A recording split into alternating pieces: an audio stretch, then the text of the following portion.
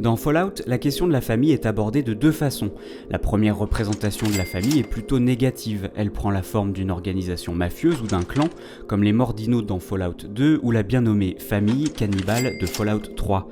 C'est ce troisième épisode qui amène une deuxième représentation monoparentale mais plus positive de la famille, quand le héros part à la recherche de son père disparu.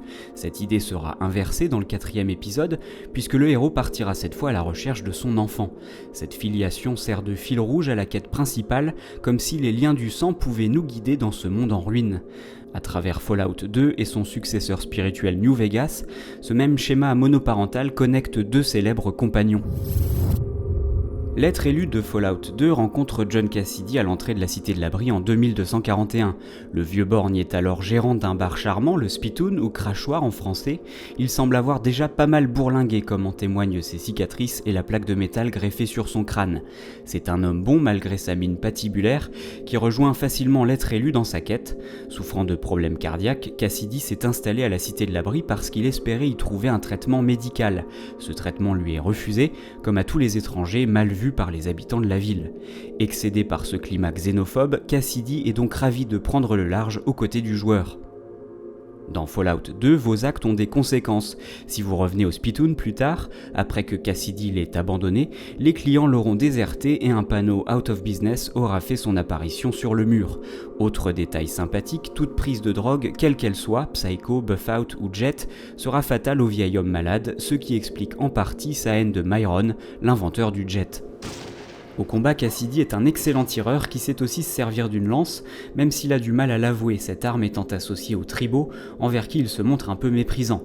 Avec son langage fleuri et ses préjugés racistes, à l'encontre du compagnon ghoul Lenny par exemple, John Cassidy est l'archétype du papy badass au grand cœur à la Eastwood.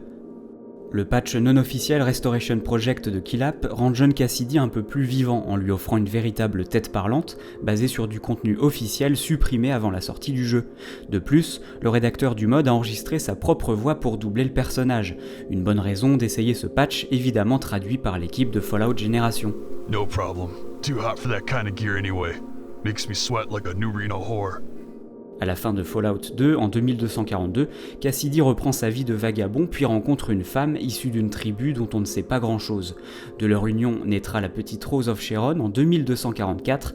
Pas vraiment papa poule, John Cassidy quitte rapidement femme et enfant et part vers l'est pour ne plus jamais réapparaître. Celle qui se fait appeler Cass a donc 37 ans lorsque le courrier la rencontre au bar de l'avant-poste du Morave en 2281. Alcoolique et légèrement dépressive, surnommée Whiskey Rose, elle dirige sa propre compagnie, Cassidy Caravans, bien mal en point à ce moment-là. Son curieux prénom est une fois de plus une référence biblique, Rose of Sharon, Rose de Saron en français, étant un nom de fleur emprunté au Cantique des Cantiques.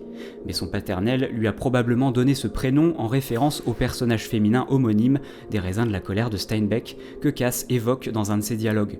Mom said he got the name out of some old world book about dirt pilgrims. Le personnage est écrit par Chris Avellone, qui avait écrit John Cassidy bien des années plus tôt. Pour donner vie à Cass, l'auteur va d'abord décider de ce que son père lui a transmis. Un pendentif en forme de rose, son amour de la boisson et ses problèmes cardiaques, mais aussi ses aptitudes martiales et ses traits de caractère.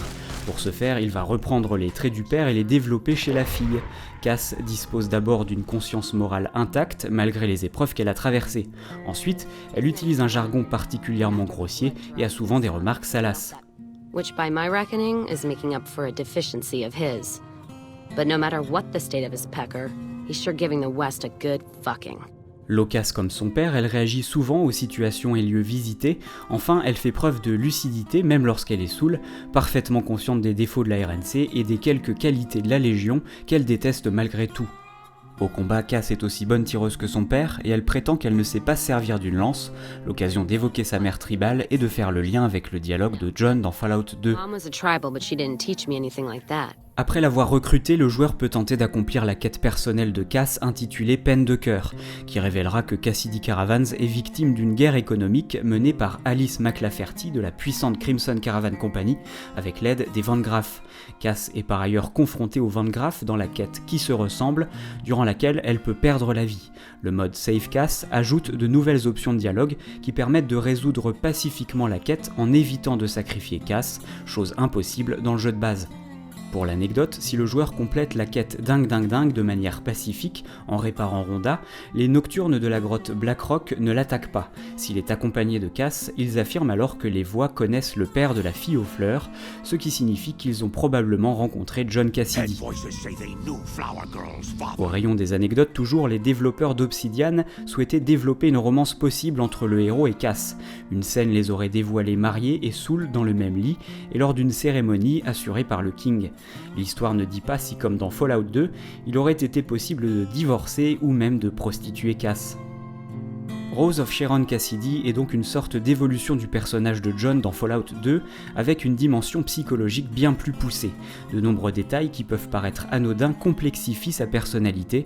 Exemple frappant, avec un karma négatif quand le joueur se moque de ses parents, Cass devient hostile.